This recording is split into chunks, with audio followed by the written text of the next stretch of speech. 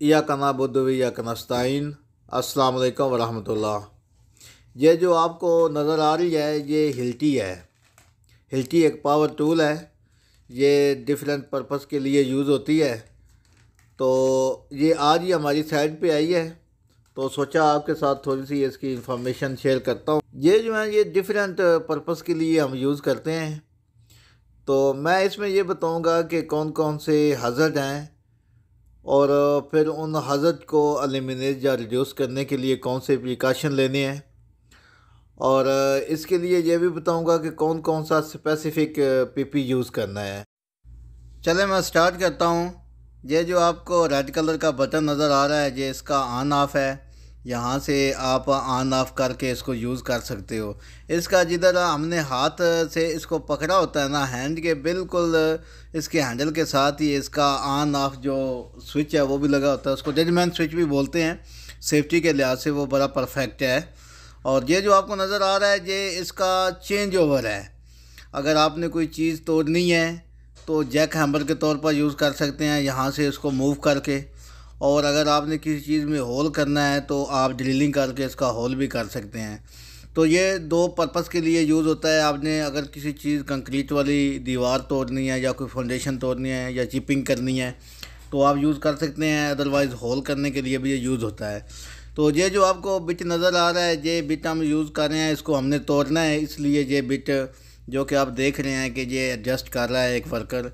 तो ये बिट जो है हम कंक्रीट वाली कोई चीज़ तोड़नी है, फाउंडेशन है, दीवार है, जो चिपिंग करनी है उसके लिए यूज़ करते हैं। तो जो हज़ार्ड मैं बताऊंगा साथ ही मैं उसका कंट्रोल मेजर भी बताऊंगा। तो सबसे पहले मैं ये आपको बताता हूँ कि इलेक्ट्रिकल हज़ार्ड कैसे रिमूव करना है। सबसे पहले कि हमें इलेक्ट्रिसिटी चाहिए, उसके लिए हम जनरेटर यूज़ करते हैं। तो सबसे पहले हमने जनरेटर को ग्राउंडिंग करना है। जनरेटर के साथ फायर एक्सटिंग्विशर रखना है। जनरेटर के नीचे एक ड्रिप ट्रे रखना है। और फायर एक्सटिंग्विशर के साथ हमने एक ट्रेन फायर वॉच भी असाइन करना है, जिसको पता हो कि फायर एक्सटिंग्विशर कैसे चलाना है, उसको यूज़ कैसे करना है, ताकि खुदा न खास्ता अगर आग लग जाए तो उसको पता हो कि उस फायर को कंट्रोल करने के लिए फायर एक्सटिंग्विशर को कैसे यूज़ करना है। सेकंड में है वाइब्रेशन हज़ार्ड। हम जब इस हिल्टी को एज आ जैक हैमर यूज़ करेंगे या फिर ड्रिल मशीन यूज़ करेंगे, दोनों कंडीशन में ये वाइब्रेट करेगी। जब वाइब्रेट करेगी तो हमारे हैंड भी जो है वो भी वाइब्रेट करेंगे। तो इसकी वजह से हमारे जो हैंड है उन फिंगर को पेन हो सकता है, ये सूजन हो सकती है। तो इसको कंट्रोल करने के लिए हम एंटी वाइब्रेशन ग्लव्स यूज़ करेंगे। एंटी वाइब्रेशन ग्लव्स का ये है कि वो जो वाइब्रेशन हो रही होगी उसका जो इफ़ेक्ट है वो हैंड पर कम से कम पड़ेगा। नेक्स्ट, आई डैमेज।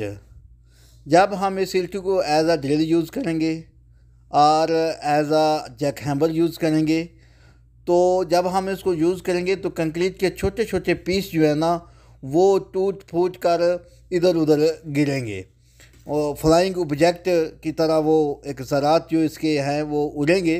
तो उनमें से कुछ ज़रात मुमकिन है कि आंखों तक जाएं और आंख में घुस जाएं, जिसकी वजह से आंख को प्रॉब्लम हो सकता है, आई इंजरी हो सकती है। तो इसकी सेफ्टी के लिए हम क्या करते हैं कि सेफ्टी ग्लास यूज़ करते हैं।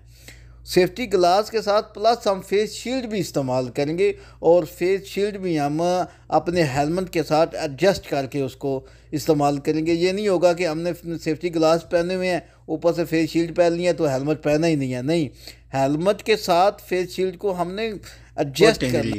फुट इंजरी के लिए ये है कि हम सेफ्टी शूज़ तो यूज़ करते ही करते हैं, लेकिन इसके साथ साथ हम टो गार्ड भी यूज़ करेंगे या फिर हम मेटाटार्सल यूज़ करेंगे।